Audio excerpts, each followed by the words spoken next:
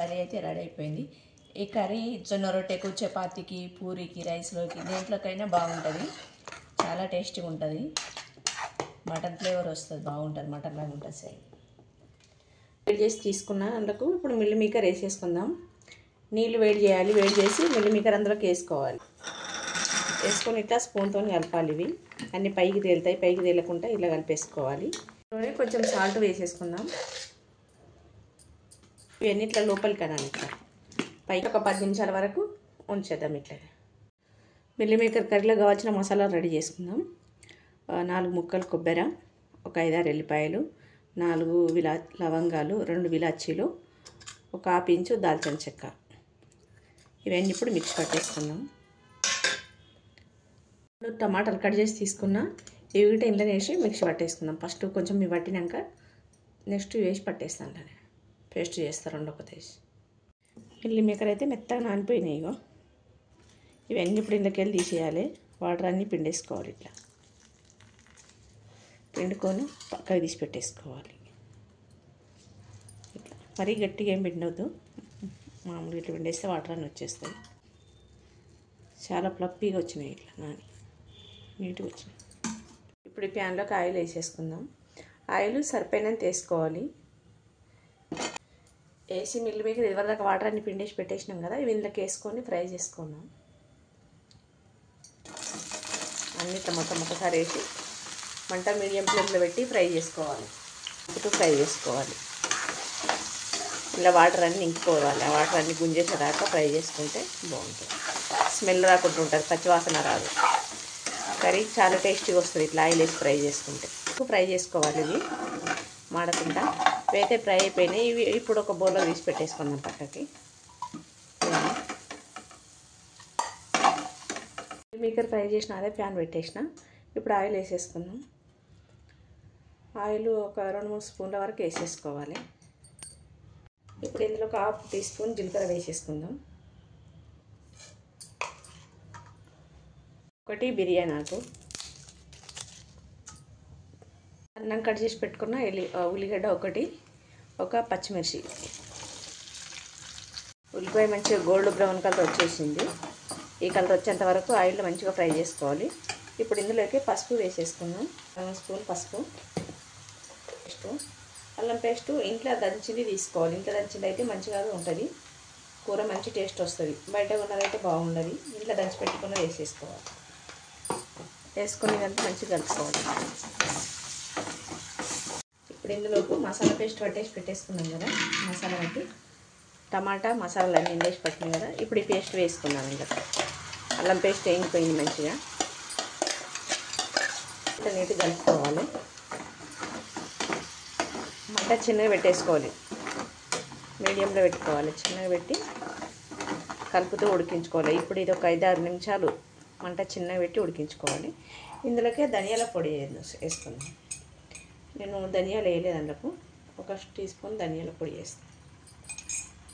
వేసి అంతా ఇట్లా మంచిగా కలుపుకోవాలి.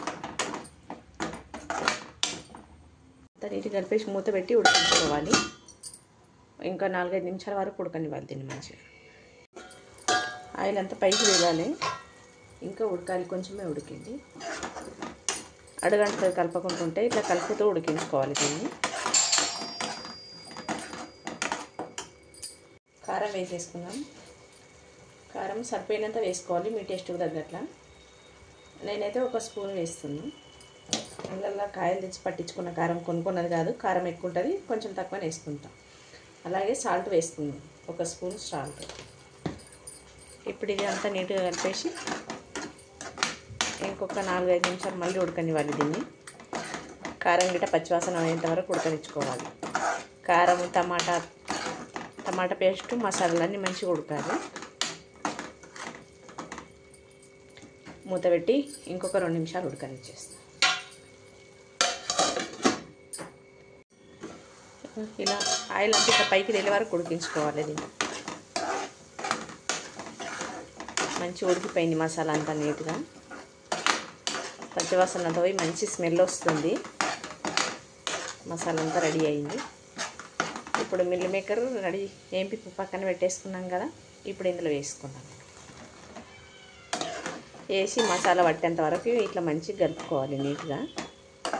మసాలా ఉప్పు కారం అన్నీ వీటి పట్టుకోవాలి. ఇట్లా ఇందులో ఇంకిపోతే ముక్క గిట్ట మంచి టేస్ట్ వస్తుంది. ఇది మంట చిన్నగా పెట్టి మూత పెట్టేసుకుందాం. మంచిగా ఉడికిపోయినాయి. ఆయిల్ అంతగా పైకి తేలుతుంది. ఆయిల్ పైకి తేలే వరకు ఉడకనివ్వాలి మిల్ మేకర్ మసాలా, లేకపోతే పచ్చి పచ్చి వాసన అయ్యి ఎక్కువ తినడానికి టేస్ట్గా ఉండవు అన్నట్టు. ఇట్లా ఆయిల్లో ఉడకనిస్తే పచ్చివాసన పోతే మంచి టేస్ట్ వస్తుంది. కర్రీ మటన్ ఫ్లేవర్ వస్తుంది. సేమ్ మటన్ ఎట్లుంటుందో అట్లుంటుంది.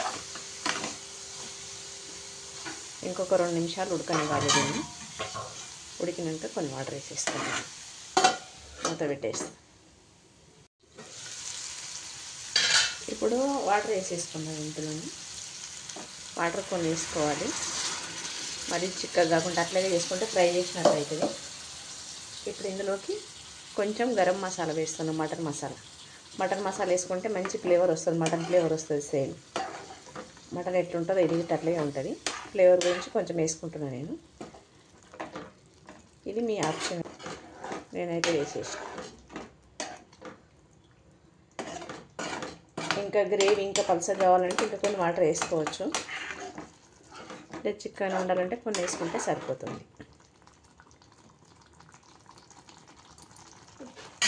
ఇందులోకి 2 కరివేపాకు రెబ్బలు ఉడికేటప్పుడు వేసుకోవాలి. ఫ్లేవర్ బాగుంటుంది.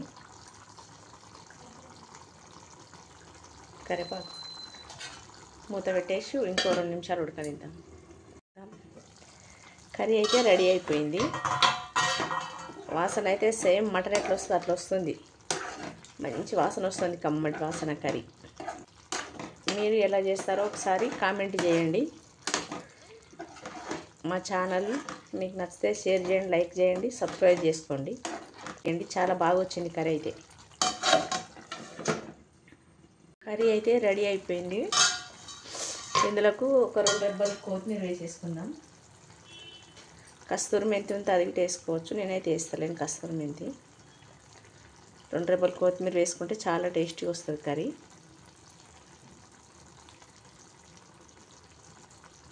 కర్రీ అయితే రెడీ అయిపోయింది.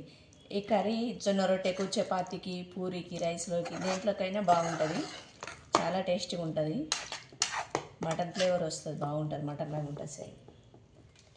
మేమైతే జొన్న రొట్టె తింటాం. ఎక్కువ జొన్న రొట్టె చేసుకుంటాం రోజు. ఇదిగో చేసి పెట్టేసుకున్నాం ఇక్కడ.